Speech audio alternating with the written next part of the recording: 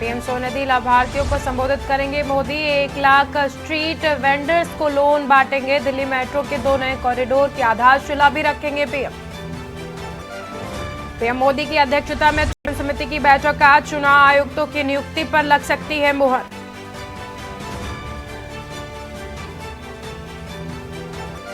आज शाम बिहार में नीतीश कैबिनेट का होगा विस्तार। एनडीए में सीट शेयरिंग फाइनल होते ही शपथ ग्रहण कराया जाएगा। भाजपा की दूसरी लिस्ट जारी। 72 नाम आए सामने। गडकरी नागपुर से, पीयूष गोयल मुंबई नॉर्थ से लड़ेंगे चुनाव। हरियाणा के पूर्व सीएम करनाल से कैंडिडेट होंगे। राहुल गांधी आज नासिक में रोड शो करेंगे। त्र्यंबकेश्वर मंदिर में पूजा अर्चना करेंगे। 3 दिन बाद मुंबई में खत्म होगी न्याय यात्रा। आज दिल्ली में किसानों की महापंचायत। संयुक्त किसान मोर्चा ने हजारों की संख्या में लोगों के जुटने की उम्मीद जताई।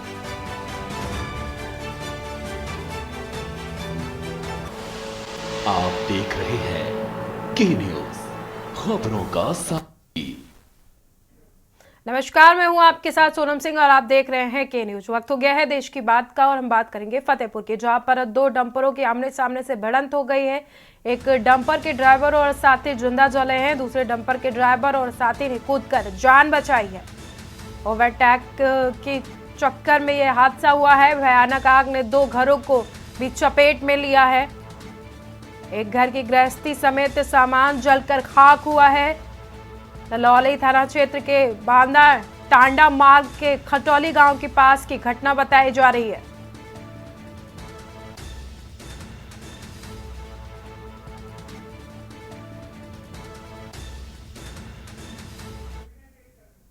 फतेहपुर में 2 डंपरों की आमने सामने से भिड़ंत हुई है, जिसके बाद एक डंपर सवार ड्राइवर और चालक की मौत हुई है, तो वहीं दूसरे डंपर सवार ड्राइवर और परिचालक ने कूदकर अपनी जान बचाई है। वहीं इस आगजनी में 2 घरों का भी सामान जलकर खाक हुआ है।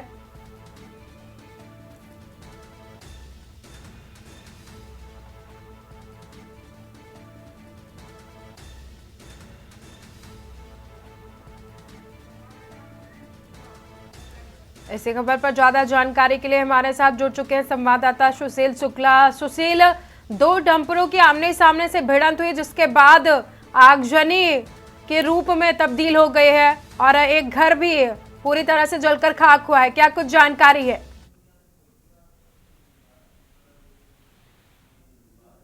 ललौली थाना क्षेत्र की घटना है। खटौली गांव में देर रात करीब 2:30 बजे जो है आमने सामने से 2 ट्रक भिड़ गए हैं, जिसमें तुरंत उस पे आग लग गई है एक ट्रक पे, और एक ट्रक के खलासी और ड्राइवर कूदकर भाग गए थे, अपनी जान बचा ली है, लेकिन दूसरे ट्रक के खलासी और ड्राइवर उसी में जिंदा जल गए हैं, ऐसी सूचना प्राप्त हुई है। और इतनी आग भयावह हो गई कि आज बगल वाला घर भी जो है आग की चपेट में आ गया है और आग ने विकराल रूप धारण कर लिया है। बड़ी घटना है जनपद में। सुशील, जिस तरह से ये आगजनी सामने आई है, क्या डंपर में इतनी टक्कर जोरदार थी कि जो उसके चंगारियां थे उसकी वजह से आग लगी? जी, जो इस समय जनपद में क्या है कैसे है ये तो नहीं कहा जा सकता, लेकिन एक्सीडेंट की घटनाएं इस समय बहुत ज्यादा हो रही हैं। लगभग जनवरी फरवरी माह में लगभग आधा सैकड़ा के आसपास घटनाएं हो चुकी हैं एक्सीडेंट से, जिनमें मौतें हो चुकी हैं लोगों की। और ये सब जो है लापरवाही कही जाए या यातायात व्यवस्था न व्यवस्थित होना कहा जाए, जो भी कहा जाए, लेकिन ये है बड़ी दर्दनाक घटना और ओवरटेक करने के चक्कर में घटना घटी है। जी, बहुत बहुत शुक्रिया आपका हमारे साथ जुड़ने के लिए, अपनी जानकारी को दर्शकों तक पहुंचाने के लिए। सुशील, एक डंपर के ड्राइवर और साथी जिंदा जले हैं, तो वहीं दूसरे डंपर के ड्राइवर और क्लीनर ने कूदकर अपनी जान बचाई है। फतेहपुर में 2 डंपर आमने सामने से भिड़े हैं, जिसके बाद डंपर में आग लग गई। एक ही घर की गृहस्थी समेत सामान जलकर खाक हुआ है। आग की चपेट में आने से घर का सामान जलकर खाक हुआ है।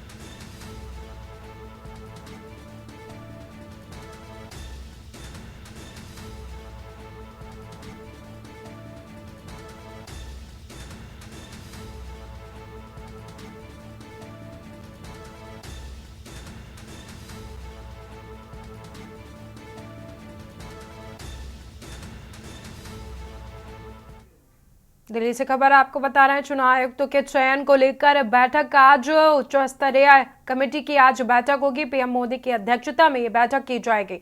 2 चुनाव आयुक्तों के चयन पर चर्चा की जाएगी। आपको बता दें कि दिल्ली में आज चुनाव आयुक्तों के चयन को लेकर बैठक की जाएगी। उच्च स्तरीय कमेटी की बैठक आज की जाएगी। पीएम मोदी की अध्यक्षता में ये बैठक होगी। 2 चुनाव आयुक्तों के चयन पर चर्चा होगी।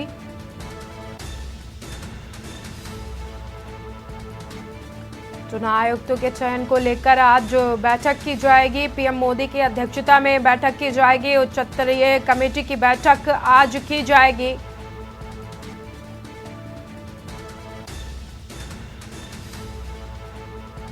तो चुनाव आयुक्त के चयन पर इस बैठक में चर्चा की जाएगी।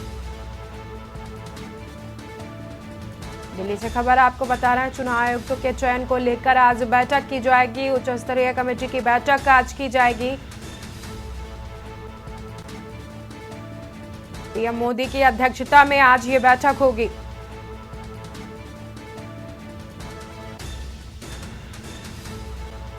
दो चुनाव आयुक्तों के चयन को लेकर इस बैठक में गहन चर्चा की जाएगी। पीएम मोदी की अध्यक्षता में चर्चा की जाएगी। उच्च स्तरीय कमेटी की बैठक आज होगी, जिसमें 2 चुनाव आयुक्तों के चयन को लेकर पीएम मोदी की अध्यक्षता में चर्चा की जाएगी। ये बैठक पीएम मोदी की अध्यक्षता में की जा रही है। दिल्ली से खबर आपको बता रहे हैं।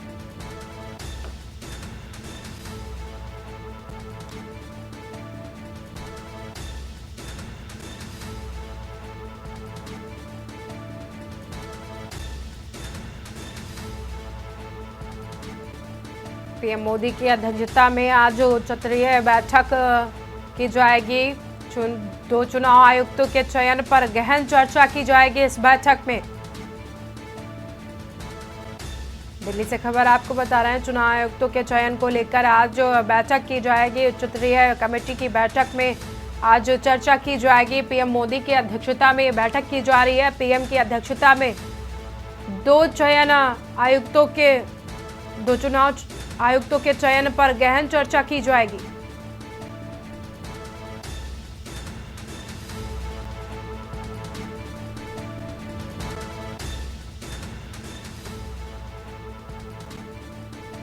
उच्च स्तरीय कमेटी की बैठक में आज 2 चुनाव आयुक्तों के चयन को लेकर चर्चा की जाएगी। पीएम मोदी की अध्यक्षता में बैठक की जा रही है। पीएम मोदी भी इस बैठक में शामिल होंगे और गहनता से 2 चुनाव आयुक्तों के चयन को लेकर चर्चा होगी इस बैठक में।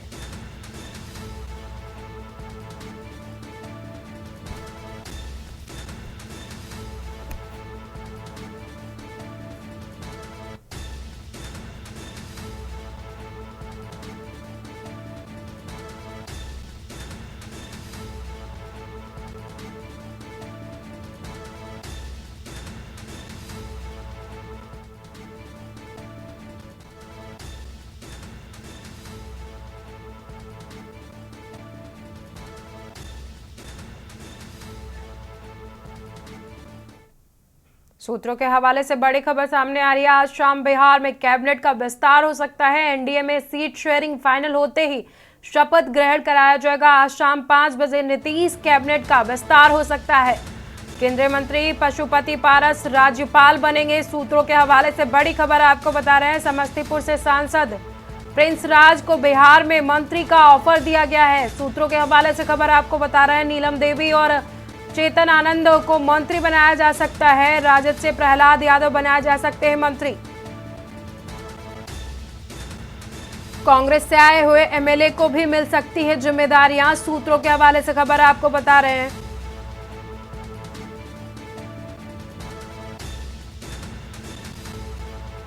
राजद से प्रहलाद यादव बनाए जा सकते हैं मंत्री। सूत्रों के हवाले से बड़ी खबर सामने आ रही है। आज शाम बिहार में कैबिनेट का विस्तार किया जाएगा। सूत्रों के हवाले से खबर आपको बता रहे हैं, एनडीए में सीट शेयरिंग फाइनल होते ही शपथ ग्रहण कराया जाएगा। आज शाम 5 बजे नीतीश कैबिनेट का विस्तार किया जाएगा। केंद्रीय मंत्री पशुपति पारस राज्यपाल बन सकते हैं। सूत्रों के हवाले से खबर आपको बता रहे हैं। समस्तीपुर से सांसद प्रिंस राज को बिहार में मंत्री का ऑफर दिया गया है। कुरुक्षेत्र में सीएम नायब सिंह सैनी के आगमन की तैयारियां जोरों पर हैं। जगह जगह पर लगाई जा रही है होर्डिंग। जनता और कार्यकर्ताओं में भारी उत्साह देखने को मिल रहा है। नायब सिंह सैनी के निवास स्थान पर पुलिस बल को तैनात किया गया है।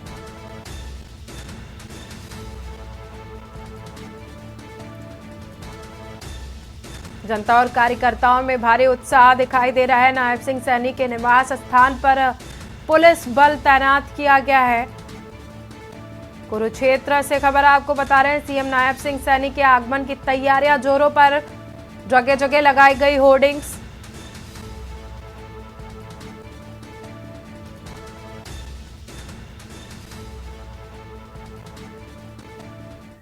फिलहाल रुकते हैं एक छोटे से ब्रेक के लिए। आप देख रहे हैं के न्यूज खबरों का। ब्रेक के बाद स्वागत है आप सभी का। रुक करेंगे खबरों का, जहां पर आज श्री गंगानगर में एसपी के निर्देश पर पुलिस की कार्रवाई देखने को मिली है। वेश्यावृत्ति का अड्डा चलाने वाली संचालिका को गिरफ्तार किया गया है। संचालिका समेत 7 लोगों को पुलिस ने गिरफ्तार किया है। मेडिकल कॉलेज के पीछे बापू नगर में वेश्यावृत्ति का अड्डा चलाया जा रहा था, जहां पर 74,000 की नकदी, 2 पहिया वाहन जब्त किए गए हैं। सीओ सिटी आईपीएस ने यह कार्रवाई को अंजाम दिया है। आपको बता दें कि गंगानगर में जहां पर सीओ सिटी की कार्रवाई के दौरान वेश्यावृत्ति के अड्डे पर छापेमारी की गई है। उस दौरान 7 लोगों को गिरफ्तार किया गया है। सीओ सिटी आईपीएस ने कार्रवाई कर 7 लोगों को गिरफ्तार किया है। वहीं 74,000 की नकदी और 2 पहिया वाहन भी पुलिस की तरफ से जब्त किया गया है।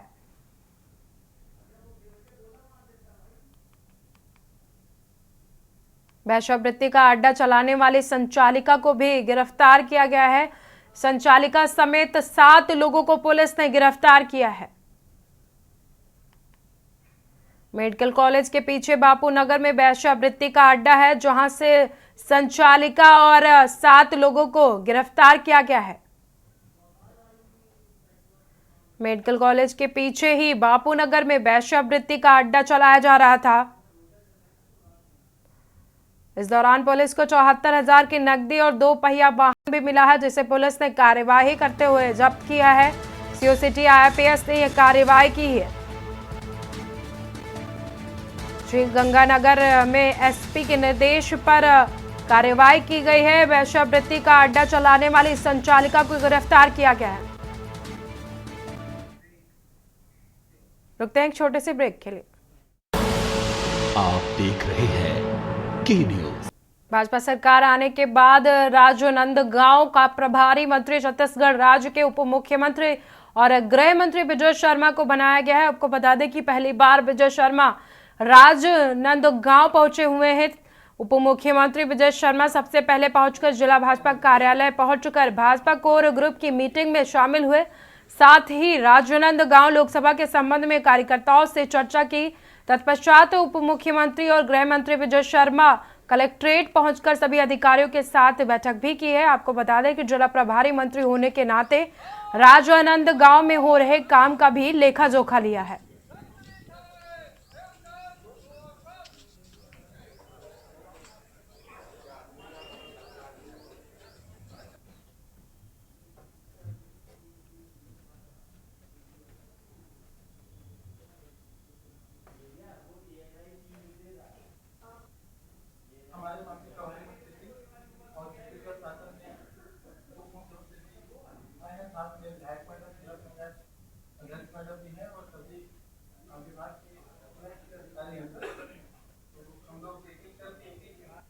मुझे इस बात का खेद है नहीं थी, हम पूरी की पूरी जीतेंगे, उसमें कोई संशय नहीं। आपका संसदीय क्षेत्र भी है, भूपेश बघेल जी चुनाव लड़ रहे हैं, उनके लिए वो दुर्ग से क्यों भाग कर आए? दुर्ग से क्यों भाग कर आए? मैं पूछना चाहूँ, पूरी जनता पूछना चाहती, दुर्ग से क्यों भागे आप वहाँ विधायक हैं, फिर आप क्या चाहते हैं? अगर आप वहाँ विधायक हैं और आपको वहाँ रहना चाहिए था, आप वहाँ से भाग कर क्यों आए? क्या कहना, संदेश क्या देना चाहते हैं? संदेश क्या? जिम्मेवार व्यक्ति हैं, मुख्यमंत्री रहे हैं सूबे के, ऐसा किया जाता है? आप खुद सोचे इस बात को।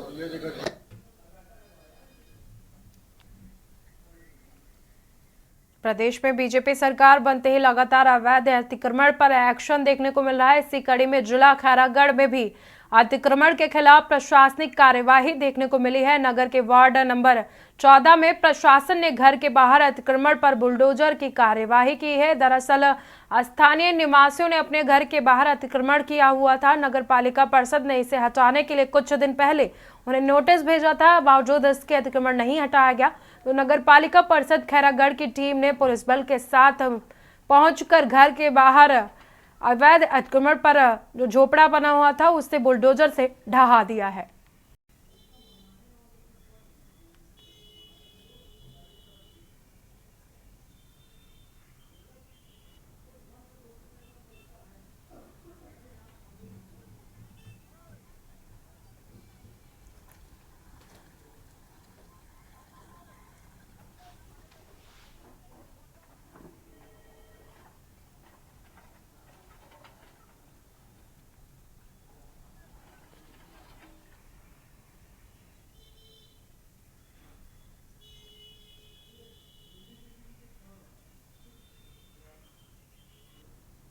कानपुर में सपा विधायक के विरुद्ध दर्ज है। इसी बीच दिल्ली से खबर सामने आ रही है। दिल्ली से खबर आपको बता दें, सीए नागरिकता छीनने का कानून नहीं, अमित शाह ने कहा।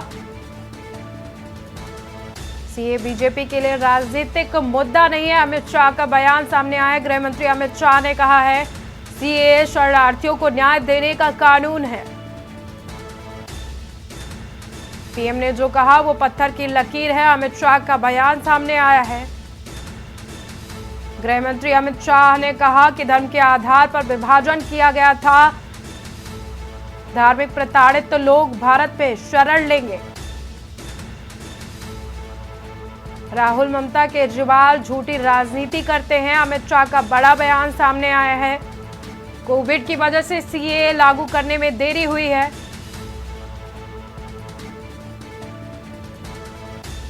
धर्म के आधार पर विभाजन किया गया था लोगों का।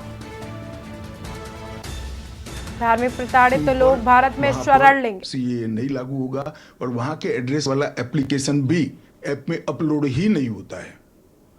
तो लागू होने का सवाल ही नहीं आता है। और एक्ट में ही प्रोविजन है, मगर हमने एप्लीकेशन में भी वो एरिया को एक्सक्लूड कर दिया है। कोई अप्लाई करेगा भी वो वहां से तो नहीं, ऐप ही नहीं खुलेगा। पर वो कहीं और जाके अप्लाई कर सकता है तो वो भारत के नागरिक तो बन नहीं सकते हैं। हाँ, अच्छा, ओके। वो संविधान की 6ठी अनुसूची में सुरक्षित क्षेत्रों के नागरिक नहीं बन सकते। इनर लाइन परमिट से सुरक्षित क्षेत्रों के नागरिक नहीं बन सकते। वो भारत के नागरिक बन ही सकते हैं। आपने कहा हर जगह लागू होगा। केरल, तमिलनाडु, पश्चिम बंगाल, इन तीनों राज्यों ने कहा है कि हम यहाँ पर लागू नहीं होने देंगे। क्या उनके पास ये अधिकार है कि वो लागू नहीं करने देंगे? कि उनको अधिकार नहीं है। हमारे संविधान के अनुच्छेद 11 में संसद ने नागरिकता के बारे में कानून बनाने का अधिकार केवल और केवल भारत की संसद को दिया गया है। एक है केंद्र और राज्यों का साझा विषय नहीं है। के बारे में कानून और कानून का इम्प्लीमेंटेशन, वो दोनों हमारे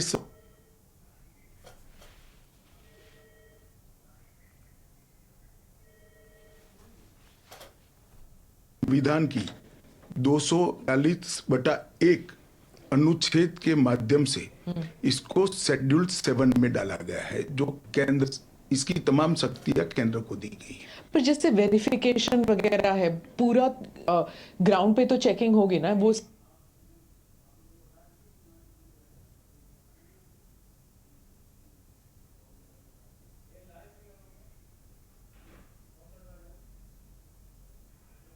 स्टेट गवर्नमेंट ही करेंगे। क्या वेरीफाई करना है? सिर्फ पोर्टल के थ्रू? वो तो इंटरव्यू में लेकर आएंगे कि मैं बांग्लादेश से आया हूं, देखिए मेरा पुराना डॉक्यूमेंट है।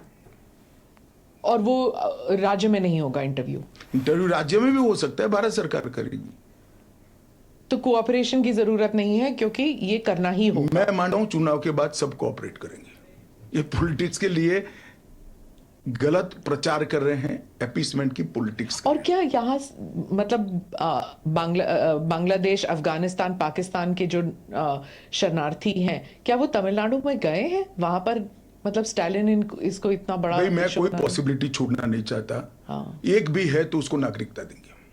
जी। जयराम रमेश, कांग्रेस के नेता, ने कहा है कि ये अनकॉन्स्टिट्यूशनल है।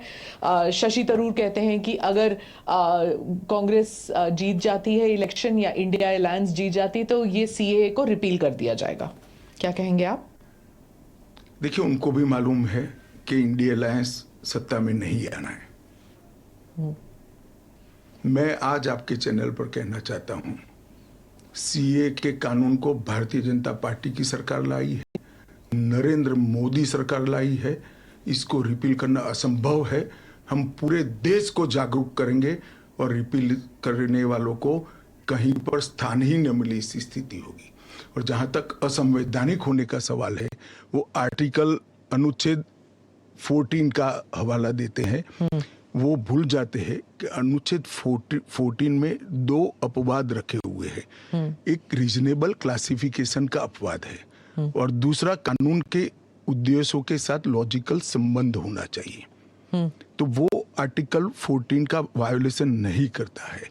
इसमें रीजनेबल क्लासिफिकेशन बहुत स्पष्ट है कि जिन लोगों पर भारत के पुराने हिस्सों में आज वो विभाजन के कारण देश से कटे हैं, अफगानिस्तान, पाकिस्तान और बांग्लादेश में, जिन लोगों पर धार्मिक प्रताड़ना होने फिलहाल के वक्त हो कारण। गया एक छोटे से ब्रेक का। आप देख रहे हैं के न्यूज खबरों का। ब्रेक के बाद स्वागत है आप सभी का। रुक कर लेते हैं एक बार फिर से गृह मंत्री अमित शाह का, जहां पर वो सीए को लेकर के क्या कुछ कह रहे हैं आपको सुनाते हैं। क्या तर्क है आपका? एंटी मुस्लिम कैसे है? कि आप सिर्फ मुसलमानों को एक उसको आपने क्राइटेरिया बना दिया, ये मैं वो कह रहे हैं। क्राइटेरिया ये बना है कि जिस पर धार्मिक प्रताड़ना होती है इसको देंगे।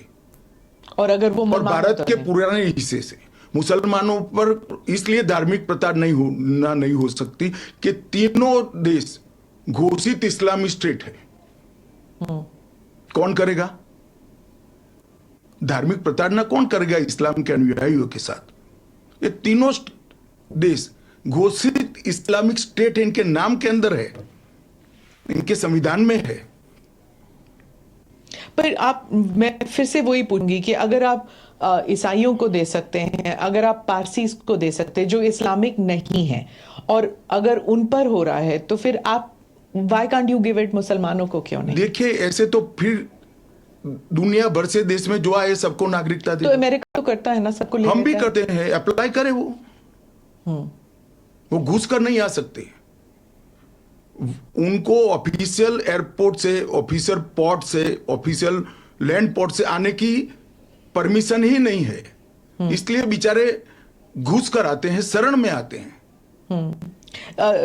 अमित भाई, वो आपका एक वो इंटरव्यू बार बार लूप पे चल रहा है हर जगह कि क्रोनोलॉजी समझिए, सीए के बाद एनआरसी आएगा। देखिए, ऐसा है स्मिता जी, सीए का कानून अभी चर्चा पर है। एक, इसमें एनआरसी का कोई प्रोविजन नहीं है।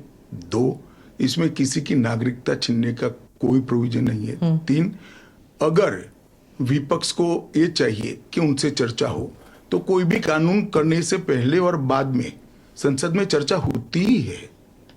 तो दोनों को मिक्सअप कर आप क्या लेना चाहते हो? अभी सिर्फ सीए चर्चा में है। जैसे सीए को इतना वक्त लगा, जिस तरह फार्म लॉज को रोल बैक किया गया क्योंकि सच अ लॉट ऑफ बैकलैश, तो क्या अगर इंटरनेशनल प्रेस में आने लगे और अगर यहाँ पर सड़कों पर लोग उतर आए तो क्या ये भी वापस ले लिया जाएगा? देखिए, सीए का कानून कभी वापस नहीं जाएगा और भारत की नागरिकता सुनिश्चित करना ये भारत का विषय है, भारत की संप्रभुता का निर्णय है।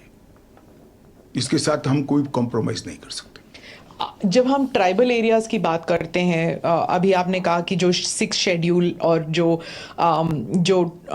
काउंसिल्स, ट्राइबल काउंसिल का एरिया था, वहाँ पर ये ऑटोनोमस काउंसिल्स जहाँ पर हैं वहाँ पर नहीं होगा, लागू नहीं होगा। इन एरियाज में जो है डेवलपमेंट होता नहीं है, क्योंकि इतने सारे लेवल्स ऑफ गवर्नेंस होते हैं वहाँ पर। आप 2 दशक पहले की बात कर रही हैं। हाँ। आज वहां जाकर आइए, मोदी जी ने पूरे नॉर्थ ईस्ट में एयरपोर्ट वगैरह, हाँ, एयरपोर्ट बना दिए, रेल पहुंचने को आ गई, रोड बना दिए, हर घर में बिजली पहुंच गई, शौचालय पहुंच गया, हर घर में स्वास्थ्य की सुविधाएं पहुंच गई, गैस का सिलेंडर पहुंच गया, शिक्षा की भी उच्चतम शिक्षा संस्थान आज नॉर्थ ईस्ट में एस्टेब्लिश हुए हैं। जो पोर्टल से जब इनको नागरिकता मिलेगी, इससे उनको क्या क्या सुविधाएं मिलेगी? क्या आम नागरिक की तरह, या फिर जैसे उनको ये दिखाना पड़ेगा कि हाँ CAA के तहत हमको नागरिकता मिली है? क्या ये अलग आइडेंटिटी? ना ना ना ना ना, वो भारत के आम नागरिक की तरह ही भारत के नागरिकों की सूची में सम्मान के साथ समाहित हो जाएंगे, और उनको मेरे और आपके जितना ही अधिकार होगा। वो चुनाव भी लड़ सकते हैं, MLA भी बन सकते हैं, MP भी बन सकते हैं, मुख्यमंत्री या केंद्र सरकार के मंत्री भी बन सकते हैं। राहुल गांधी जो न्याय यात्रा में बार बार CAA भी उठा रहे हैं, और बाकी विषयों पर भी सरकार पर आरोप लगाते हैं कि अपनी विफलताओं को छुपाने के लिए कभी CAA लागू कर रहे हैं। मेरा तो आपसे कभी... रिक्वेस्ट है जी, कांग्रेस में आपकी अच्छी खासी पहुंच है, इस विषय पर राहुल जी से एक बार चर्चा करके डिटेल पूछ लो जरा। वो चर्चा नहीं कर रहे ना, वो मीडिया को वहां पर कह रहे हैं कि मीडिया जो है वो चर्चा नहीं करना चाहती, क्योंकि वो हमारे हाथ बंधे हुए हैं, हमारा मुंह बंद है। नहीं, मगर इस कमरे में बैठकर आपको इंटरव्यू करे CAA पर और समझाए, जो वो बोल रहे हैं वो इतना समझा दे जनता को। राजनीति के अंदर आपके निर्णय को जस्टिफाई करने की जिम्मेदारी आपकी होती है। जैसे मेरी सरकार का फैसला है CAA, इसके बारे में मेरी पार्टी के तर्क, मेरी गवर्नमेंट के तर्क, और क्यों ये देश के हित में है मुझे समझाना पड़ता है। जरा राहुल गांधी जी आपके इसी कमरे में आकर देश को समझा दे कि क्यों विरोध में है। आप कहते हैं कि ये राजनीतिक नहीं है, लेकिन आपके जो राजनीतिक स्पीचेस हैं, तेलंगाना में आपने कहा, जब आप अपने वायदे गिनते हैं कि ये वायदे हमने पूरे किए, तो CAA भी उसमें है, तो इसमें राजनीतिक कहां से हो गया? तो फिर आपके तो हमारा एक वादा था कि देश के अर्थतंत्र को सुधारेंगे, तो क्या अर्थतंत्र मत सुधारो, पॉलिटिक्स कर रहे हो। राजनीतिक कहां से हो गया? हम मानते हैं CAA देश के हित में है, इनका अधिकार है, इसलिए हमने दिया है। पॉलिटिक्स कहां से? वो भी कहना देना चाहिए। अगर राजनीतिक फायदा है तो उनको कौन रोक रहा है? पर CAA पे तो बहस हुआ नहीं ना, वो बात पास हो गया, उसके बाद पास कैसे हो गया? पार्लियामेंट में पूरी बहस करी हमने। तो अगर 400 सीट आते तो क्या वो फुल लाइसेंस हो जाता है कि आपके हिसाब से, कि जनता ने कहा कि हमने आपको 400 सीट दी है, अब आप जो भी देश हित में समझे वो करते जाइए। ऐसे लाइसेंस जिन्होंने उपयोग करे, हमने तो कभी नहीं करे।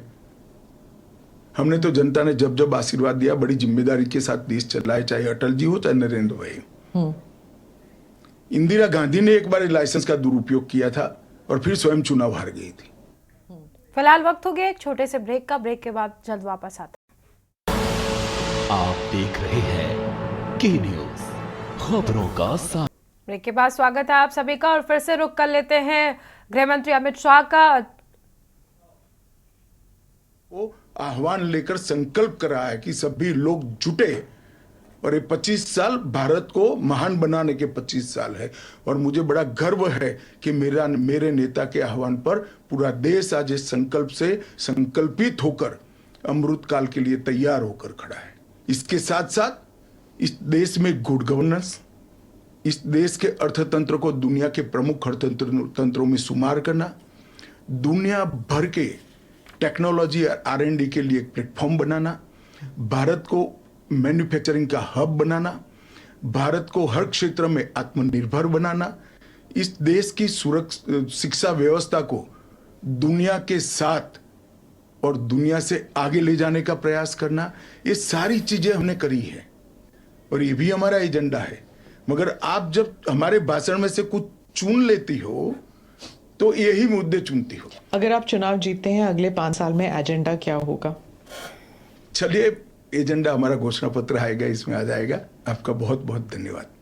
चलिए, धन्यवाद धन्यवाद।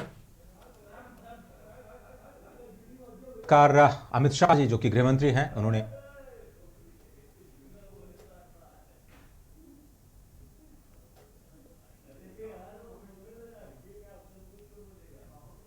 मोदी की हर गारंटी पूरी होगी, अमित शाह ने अपने बयान में कहा। दिल्ली से खबर आपको बता रहे हैं, केंद्रीय गृह मंत्री अमित शाह का बयान सामने आया है। सीए कानून वापस नहीं लिया जाएगा, गृह मंत्री ने कहा। हम कभी भी इससे समझौता नहीं करेंगे, अमित शाह का बयान सामने आया है। गृह मंत्री अमित शाह का बयान।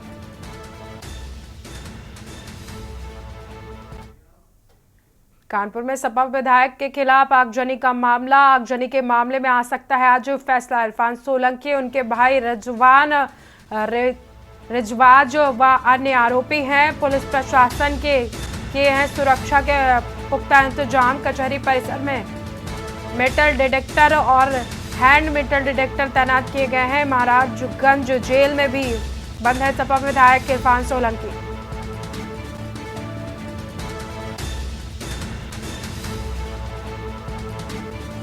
इरफान सोलंकी, उनके भाई रिजवाज व अन्य आरोपी हैं इस मामले में।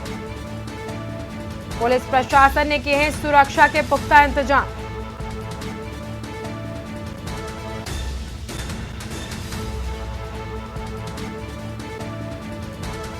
महाराजगंज जेल में बंद है सपा विधायक इरफान सोलंकी।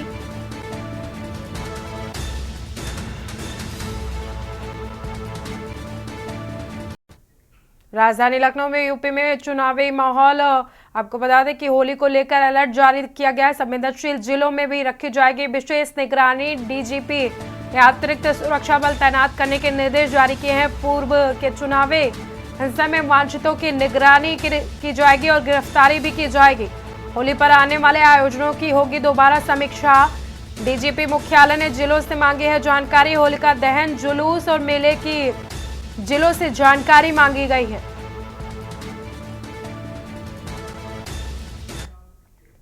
मुख्यमंत्री योगी आदित्यनाथ का आज जो कार्यक्रम है, आज 3 जिलों के दौरे पर रहेंगे सीएम योगी आदित्यनाथ। अम्बेडकर नगर, अयोध्या और गोंडा के दौरे पर रहेंगे। 11:30 पर सिविल लाइन अम्बेडकर नगर पहुंचेंगे। 2 निजी औद्योगिक विकास परियोजनाओं का शुभारंभ करेंगे। अम्बेडकर नगर जनपद में अयोध्या के लिए रवाना होंगे सीएम योगी आदित्यनाथ। 12:45 पर रामकथा पार्क में हेलीकॉप्टर से पहुंचेंगे सीएम योगी आदित्यनाथ।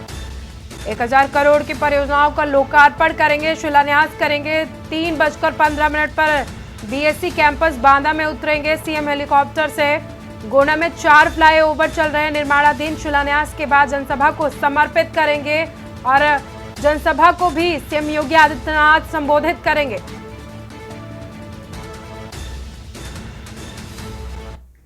राजधानी लखनऊ से खबर आपको बता रहे हैं, किशोरी को बंधक बनाकर शोषण किया गया है, यौन शोषण किया गया। 8 साल तक किशोरी से किया है यौन शोषण। 15 साल की बच्ची ने व्यवसाय पर आरोप लगाया है। घर आए रिश्तेदारों से भी व्यवसाय कराया करता था यौन शोषण। अधिवक्ता की शिकायत के बाद बड़ा एक्शन लिया गया है। बाल संरक्षण आयोग और चाइल्ड लाइन की मदद ली गई है। बच्ची को घर से कराया गया है मुक्त। व्यवसायी और उसके रिश्तेदारों के खिलाफ मुकदमा भी दर्ज किया गया है। अमीनाबाद थाने में पॉक्सो एक्ट के तहत मामला दर्ज किया गया है। भाई बहन को यतीम खाने से परवरिश के लिए लाया था। भाई को दुबई भेजकर बहन का यौन शोषण कर रहा था व्यवसायी।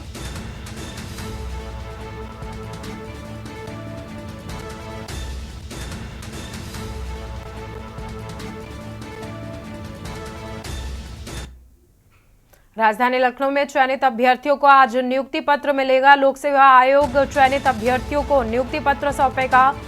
39 एसडीएम, 41 डीसीपी, 16 कोषाधिकारी को नियुक्ति पत्र दिया जाएगा। मुख्यमंत्री योगी आदित्यनाथ अपने आवास पर ही आज नियुक्ति पत्र वितरण करेंगे।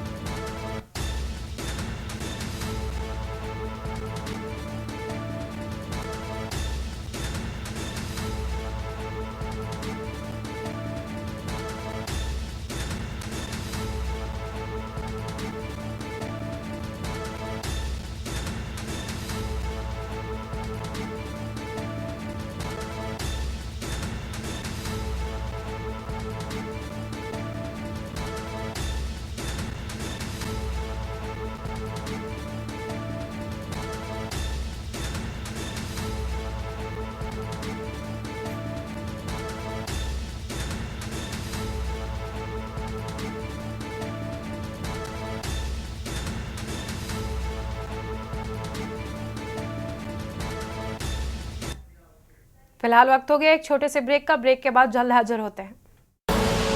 आप देख रहे हैं के न्यूज खबरों का। ब्रेक के बाद स्वागत है आप सभी का। रुक करते हैं राजधानी लखनऊ का, जहां पर छात्रवृत्ति घोटाले में एसएस इंस्टीट्यूट की 4 इमारतें जब्त की गई हैं। 5.70 करोड़ रुपए की बेशकीमती इमारत जब्त की गई है। बख्शी का तालाब इलाके में एसएस इंस्टीट्यूट है, जहां पर घोटाले में ईडी ने अब तक 15.70 करोड़ की संपत्तियों को जब्त किया है। अब तक 15.70 करोड़ रुपए की चल अचल संपत्तियों को जब्त किया गया है। घोटाले में ईडी ने अब तक 15.70 करोड़ की संपत्तियों को जब्त किया है।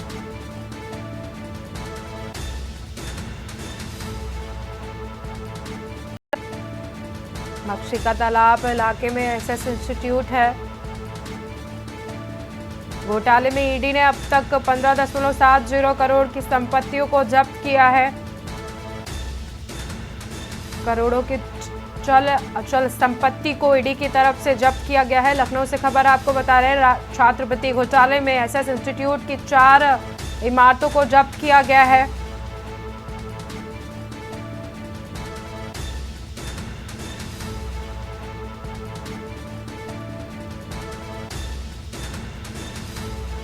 घोटाले में ईडी ने अब तक 15.70 करोड़ की संपत्तियों को जब्त किया है। करोड़ों रुपए की बेशकीमती इमारतों को ईडी की तरफ से जब्त किया गया है। बख्शी का तालाब इलाके में एसएस इंस्टीट्यूट है।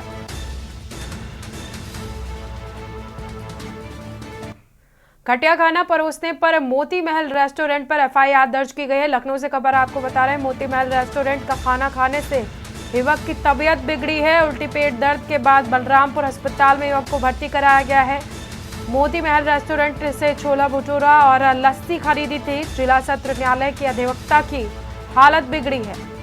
खाने में केमिकल पदार्थ मिलाकर बेचने का आरोप लगाया है। बुलंदशहर से खबर आपको बता रहे हैं, शराब पी रहे 2 युवकों में मामूली विवाद। दारू पीने में हुए मामूली विवाद में फायरिंग की गई है। गोली लगने से एक युवक की मौके पर मौत हो गई। मृतक के गुस्साए परिजनों ने गोली चलाने वाले की हत्या की। डिबाई पुलिस ने एक युवक को हिरासत में लेकर पूछताछ शुरू की है। कोतवाली डिबाई इलाके के चिरौरी गांव का मामला बताया जा रहा है।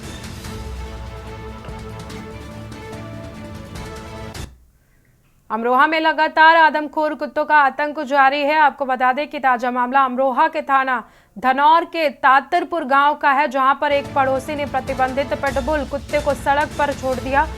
पिटबुल कुत्ते ने 2 वर्षीय मासूम को नोच कर लहूलुहान कर दिया है, जिसकी हालत नाजुक है और उसे स्थानीय अस्पताल में भर्ती कराया गया है।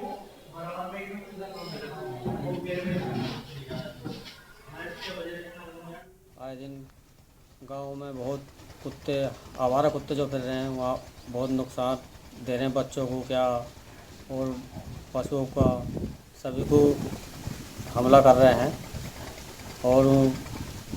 और सांड बिझार भी फिर रहे हैं जी, वो भी मरकने फिर रहे हैं। इनके लिए कोई नया अभियान चलाया जाए या इन्हें पकड़ा जाए। और फसलों का बहुत नुकसान हो रहा है।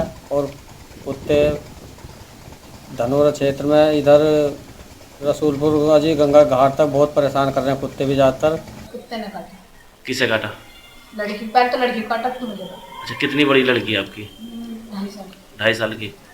कैसा कुत्ता? आवारा कुत्ते थे कैसे? कुत्ता पालतू है। अच्छा, तो कुत्ते ने और किसी को भी काटा गाँव में? 3 जनों ने काट लिया। अच्छा, तो जी किसी जानवर वैनवर को भी काटा? उसने बकरी को बच्चा थोड़ी मार दे खेलते खेलते। अच्छा, 3 इंसानों को काटा आपसे अलग। फिलहाल इस बुलेटिन में इतना ही। देखते रहिए के न्यूज। आप देख रहे हैं के न्यूज खबरों का